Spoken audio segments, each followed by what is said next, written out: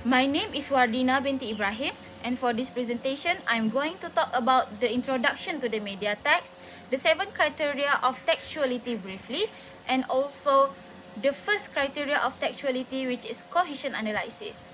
So the media text we have chosen to analyze is an online health article titled Cholesterol. It is published on a reputable medical information platform, which is Healthline, and was medically reviewed by Dr. Gillian Fogelsong, a certified family physician and obesity medicine specialist. The article was written by Rena Goldman and Catherine Clark, and the most recent update was made on April 25, 2025. This article was produced within the context of increasing global concern over heart disease, high cholesterol, and lifestyle-related health issues. As more people search for accessible and reliable health information online, the article aims to simplify medical guidelines and provide readers with clear, age-specific targets for maintaining healthy cholesterol levels. The intended audience includes the general public, especially adults who want to understand their health screenings, people at risk for cardiovascular disease, and readers seeking medically verified guidance they can apply in daily life. Next, the purpose of the article is to educate and inform, giving readers accurate, evidence-based information about cholesterol categories, risk factors, and recommendations. It also aims to promote health awareness and encourage early prevention through lifestyle changes and regular medical checkups.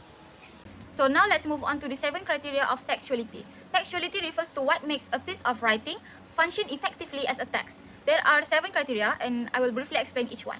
First is cohesion. Cohesion is about how sentences and words are linked together on the surface level. Writers use conjunctions, pronouns, repetition, and transitions to create a smooth flow. These links help readers follow the ideas easily. Next is coherence. Coherence focuses on the logical arrangement of ideas. Even if a text is cohesive, it will not be effective unless the ideas make sense as a whole. Coherence makes the text meaningful and understandable. So now, intentionality. Intentionality refers to the writer's purpose. A text should clearly show what the writer is trying to achieve, such as informing, persuading, explaining, or entertaining. The language and structure must support that purpose. Next, acceptability. Acceptability concerns the expectations of the audience. A text must use the right tone, accurate information, and a style that match its genre. When readers find the text appropriate and meaningful, it meets the criterion of acceptability. Next, the criteria of textuality is informativity. Informativity is about how much new or important information the text provides. A good text offers a balance. It should not be too obvious or too unfamiliar. This balance keeps the text engaging and useful. Next, situationality. Situationality relates to the context of the text. The meaning and effect of a text depend on the time, place, and purpose of its use. A text with strong situationality fits the needs of the moment and responds well to real-world conditions. And lastly, intertextuality refers to the connections between a text and other texts. These connections can appear through reference, citations, and shared structures. Intertextuality shows that a text is part of a wider network of ideas. So now we will move on to the main concept of my presentation, which is cohesion analysis, how the text connects linguistically. So the article Cholesterol demonstrates strong cohesion through several linguistic strategies that help readers follow complex medical information in a clear and organized manner. One of the most important cohesive devices used throughout the text is conjunctions, linking words such as and, but, however, for example, in addition and because, connect ideas smoothly while clarifying relationships like contrast, cause and effects, and addition. Medical explanations often require careful transitions, so the use of contrasting markers such as however is particularly effective. For instance, when the article explains differences in cholesterol levels across age groups, conjunctions help readers understand how one idea changes or expands on the previous one. This results in a steady flow of information without abrupt shift. Another key element of cohesion is the use of pronouns. Words such as you, they, this, and it refer back to previously introduced concepts, preventing the need to repeat long medical terms. When the article first mentions LDL cholesterol, later reference use the pronoun it. This strategy keeps the text concise and prevents repetition that might overwhelm readers, especially in a topic that already contains dense technical vocabulary. Pronouns act as linguistic bridge that maintain continuity across sentences and paragraphs. Next, repetition. Repetition also plays an important role in strengthening cohesion. The article consistently revisits core terms such as cholesterol, LDL, HDL, triglycerides, and levels. This type of deliberate repetition is not redundant because each instance reinforces the central topic while reminding readers of the essential concepts. By returning to these words throughout the text, the article ensures that the reader remains focused on the main theme of recommended cholesterol levels and how different factors influence them. In addition to these devices, the article also uses clear transitions and section headings that help readers navigate each part of the discussions.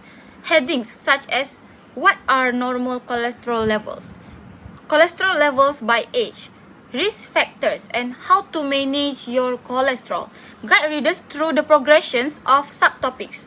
While serving as signposts, they also create a structured path that keeps the entire article coherent.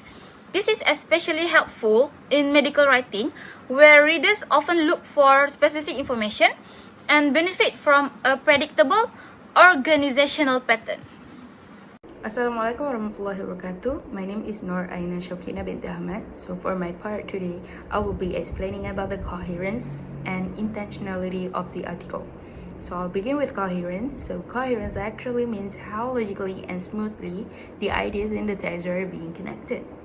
The writer uses a very clear and well-structured progression.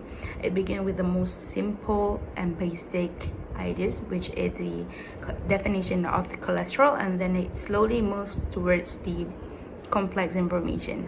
So this actually gives the signs of a strong coherence in this article. Alright, so first the writer explains what cholesterol is and where it is found and how the body produces it.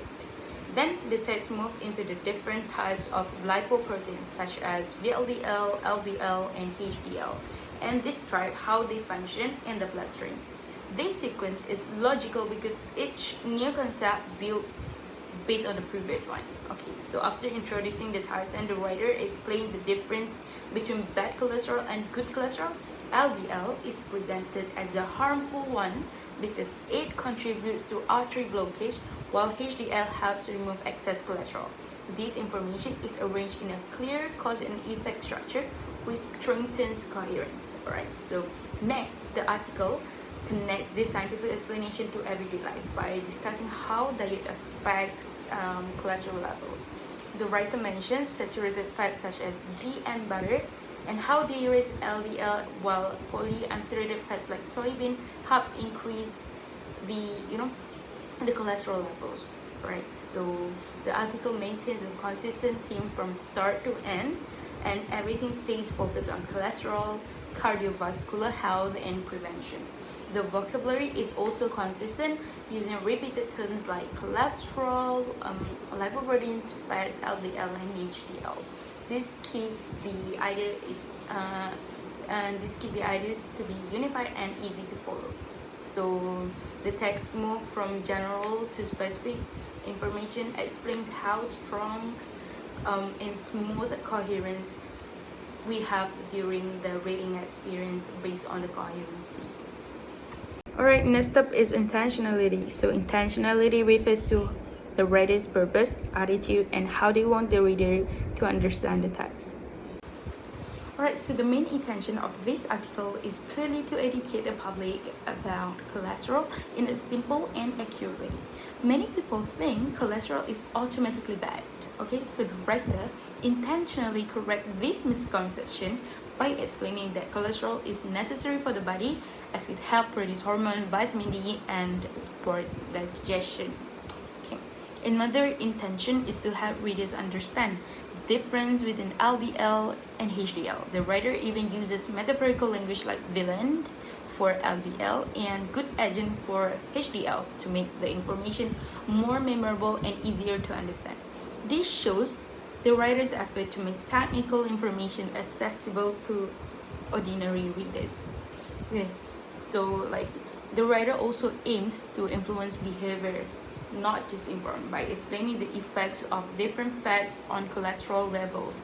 The article encourages readers to adopt healthier dietary habits. In addition, the writer highlights the importance of regular cholesterol testing, especially for people who are obese, diabetic, smokers, and many more. This is the writer's intention to promote early detection and prevention of cardiovascular diseases. Alright, so another important intention is to raise awareness about risk groups, including children with obesity or a family history of high cholesterol. This suggests that the writer wants readers to take cholesterol seriously at all stages of life. Alright, so overall, the intentionality of the article is educational, persuasive, health focused. The writer wants readers to understand cholesterol better, make informed lifestyle choices, and recognize the importance of prevention. I'll be analyzing the article based on two aspects, which is acceptability and informativity.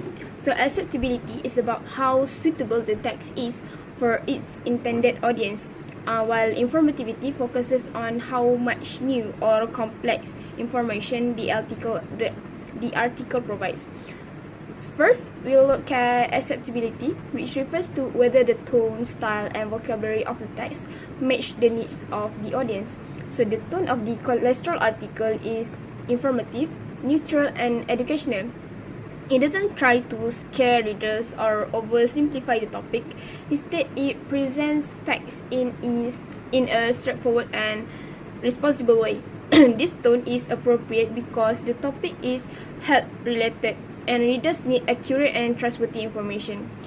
Next, the style is semi-academic, meaning it includes scientific explanation, but still tries to remain reader-friendly. For example, the article uses technical terms like lipoprotein, LDL, HDL, triglycerides, but it also explains what each of these terms means. This makes the content accessible even for readers who do not have a medical background. Next, the vocabulary is moderately technical, but the writer explains most complicated words through simple descriptions. For example, cholesterol is described as a whitish, waxy substance, and lipoproteins are explained as a combination of fat and protein. This helps the general public to understand scientific concepts without feeling overwhelmed. So overall, the article is acceptable for a general audience that is interested in health and lifestyle. The tone is appropriate, the style is clear, and the vocabulary matches the purpose of educating readers about cholesterol. The writer also uses relatable comparisons, such as the idea of a good guy versus a bad guy to describe HDL and LDL, and this makes the content easier to remember and more engaging. Discuss informativity, which looks at how much new, detailed, and surprising information the article contains. So the article is highly informative. It provides many new facts that an average reader may not know. For instance, it explains that cholesterol is not always harmful and that it is actually necessary for making hormones, vitamin D, and aiding with digestion. This challenges the common misunderstandings that all cholesterol is bad. No, not all cholesterol is bad. And the article also gives detailed scientific information, such as how the liver produces about 1,000 milligrams of cholesterol daily and how VLDL transforms into LDL after delivering triglycerides to the cells. These explanations add depth and helps readers understand how cholesterol works inside the body. It also includes practical information about diet. The text explains which foods increase LDL, such as butter, ghee, and red meat, and which foods increase HDL, such as soybean oil and sunflower oil. This section is useful because it connects scientific knowledge to everyday life. Next, this article also provides medical guidelines, such as the recommendation that total cholesterol should be kept below 200 milligrams per deciliter. It also mentions risk groups like adults above 20 years old, people with diabetes or obesity, and even children with certain health factors. This adds more relevance and helps readers understand how often they should get checked. So because the article includes both scientific explanations and practical advice, the level of informativity is moderate to high. The information is detailed, but not too complex for the general public. It teaches reader many new things about cholesterol and helps them understand how to manage their health better. In conclusion, the article is both acceptable and informative. It uses a suitable tone and vocabulary for the general public, but at the same time, it also provides a rich amount of new and useful information. So these two aspects work together to make the article effective in educating readers about cholesterol and cardiovascular health. So we move on to the situationality. First, time, where the text is relevant. So the article is highly relevant in the modern era, especially as cardiovascular disease have become the leading cause of the death in Asia. So it also refers to the 2018 blood cholesterol management guideline, showing that information is based on relatively recent medical recommendations.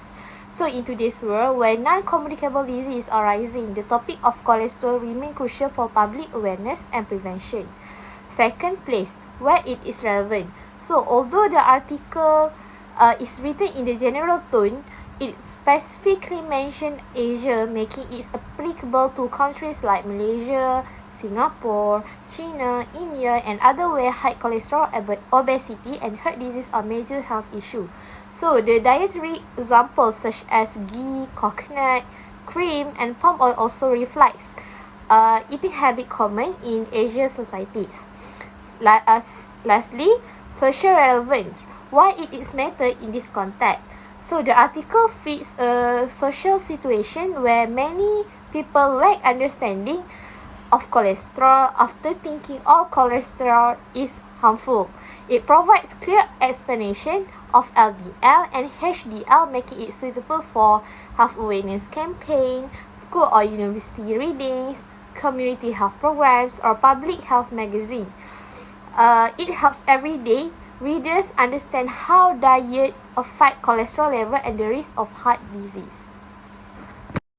So now we move on to the intertextuality. So first, medical guideline and scientific sources. The article refers to the 2018 cholesterol guidelines by American experts. This is a clear intertextual link to professional medical literature, adding credibility and connecting the article to established health standards. Second, common health concept in popular media. The distinction between good cholesterol (HDL) and bad cholesterol (LDL) reflect popular health terminology widely used in newspaper, advertisements, hospital brochure, and social media. Readers may recognize this term from TV health programs, health product marketing, or government health campaign. This makes the text easier to understand because it draws on concepts familiar from public resource. Third, nutritional and cultural references. The text mentions culturally familiar foods such as ghee, coconut cream, palm oil, soybean oil, sesame oil, corn oil. These references link the article to Asian culinary culture and nutrition practices. Readers familiar with this food can understand how their daily diet relates to cholesterol levels. Lastly, broader medical knowledge. The explanation of LDL, HDL, VLDL connects to biological and scientific text from biological textbooks, medical school material, public health pamphlets. This intertextual link helps the article present medical facts using terminology commonly found in scientific readings. To conclude, our analysis of the article cholesterol shows that it fulfills all 7 criteria of textuality very well. So first, the text has strong cohesion. It uses clear transitions, pronouns, and repeated terms like LDL and HDL, which help the ideas flow smoothly. So this supports coherence because the information is organized logically, from explaining what cholesterol is to describing its types, health effects, and finally diet and testing recommendations.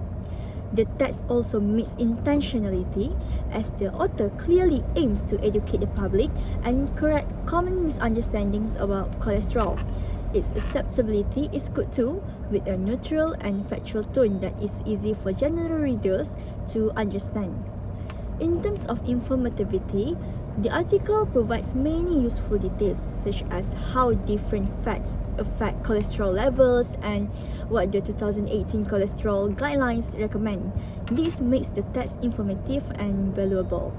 The situationality of the text is strong because cholesterol and heart disease are major concerns today, especially in Asia. The use of familiar foods like ghee, coconut cream, and palm oil makes the information more relatable. Last but not least, the text shows intertextuality by linking its content to medical guidelines, scientific explanations, and common health terms like good and bad cholesterol. This helps readers understand and trust the information. Overall, the article is well structured, informative, and relevant.